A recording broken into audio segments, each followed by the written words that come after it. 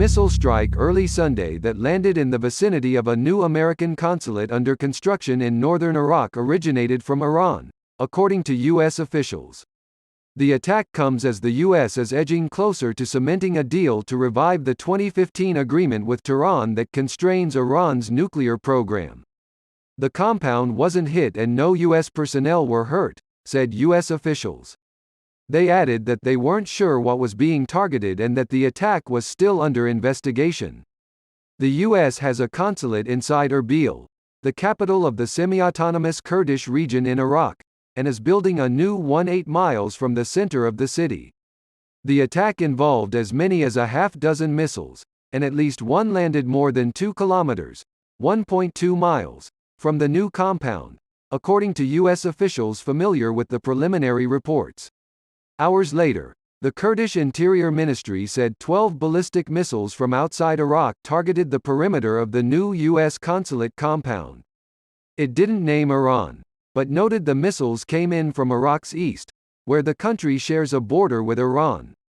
One civilian was injured in the attack, the ministry said.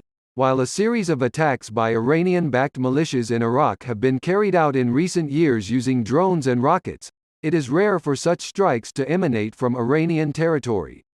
Iran's mission to the United Nations didn't immediately respond to a request for comment.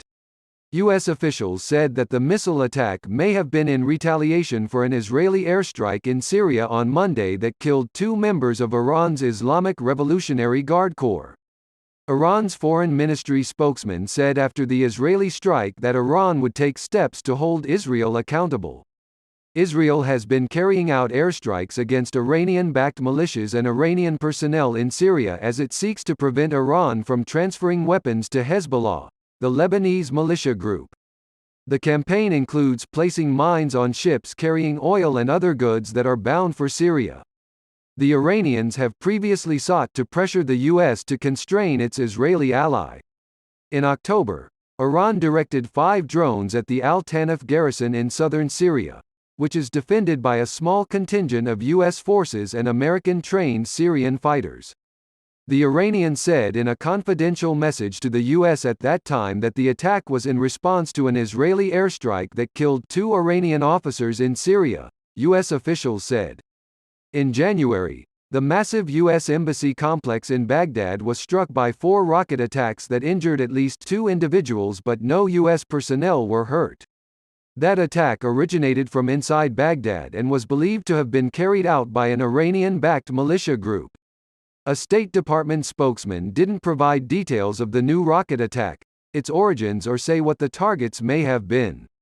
The incident is being investigated by the government of Iraq and the Kurdish regional government, according to a State Department statement.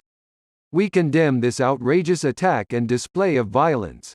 Iraq's security forces have launched an investigation into the rocket attack, according to a media cell affiliated with the country's forces.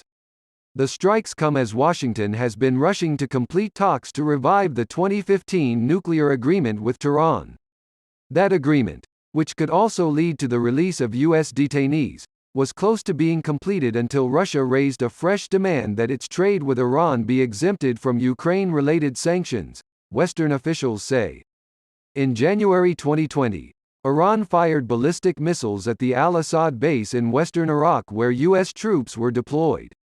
That was meant to avenge President Trump's decision to order a drone strike that killed Major General Qasem Soleimani, the commander of Iran's paramilitary Quds Force.